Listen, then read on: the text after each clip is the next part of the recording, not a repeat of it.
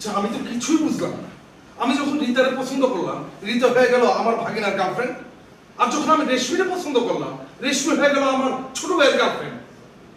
ঘটনা তো আমার মাথায় কিছু ঢুকতেছে না। আমার সাথে কেন এমন হচ্ছে, কেন এমন হচ্ছে? আরে বড় ভাই, কাট শুনে কিন্তু আমার মেজাজ গরম হয়ে যেতেছে। তুমি এটা কি ধরনের কথা বলো? রেশমি আর আমার সম্পর্ক কি আজকাল নাকি? বহু আগে আমরা দুজনের ভালোবাসি, তুমি জানো না, সবাই তো জানে। আরে এই যুগে কি এইসব প্রেম ভালোবাসার কোনো মূল্য আছে? বিয়ের পরে সমস্ত মেয়েরাই তাদের এক্সের ভুলে যায়, সবকিছু ভুলে যায়।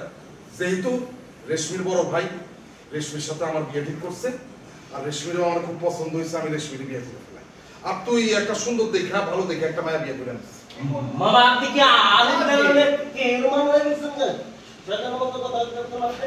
হ্যাঁ, পাপা হয়ে গেছেন না জীবন মতন জিন্দেগির মধ্যে যে কি কেউ না গার্লফ্রেন্ড বড় মাথা তুলে দেয়।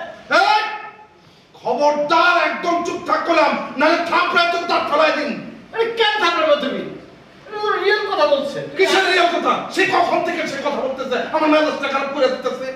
এমনি কিন্তু তোর উপরে আমার মেজাজ খারাপ আছে। কথার ভিতরে কথা ঢুকাবি না, বাম হাত ঢুকাবি না।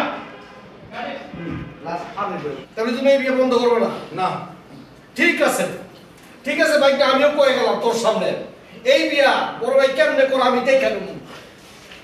ঠিক আছে মামা, আমি আর এই পুরো একটা আরাম। আপনি কেমনি ছোট করে টুপিটা পরায়া তার গার্লফ্রেন্ড টুপ বানানো। এই তোর জ্বালায় তো আমি পাগল হয়ে যাবো রে বাকিটা। আমার তো মাথায় ধরতেছে না, তোর যে আমি কি করবো, কি করলে কি হইবো, আমার মাথায় ধরতেছে না। দাঁড়া, তোর মজা দেখতেছি। মামা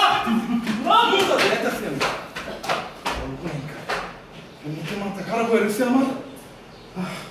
এতদিন পরে একটা বিয়ে করতে যাইতেছি, এর মধ্যে 13 ঝামেলা লাগে গেছে। আল্লাহ রে আল্লাহ, আমি যে কি করবো বুঝতেছি না।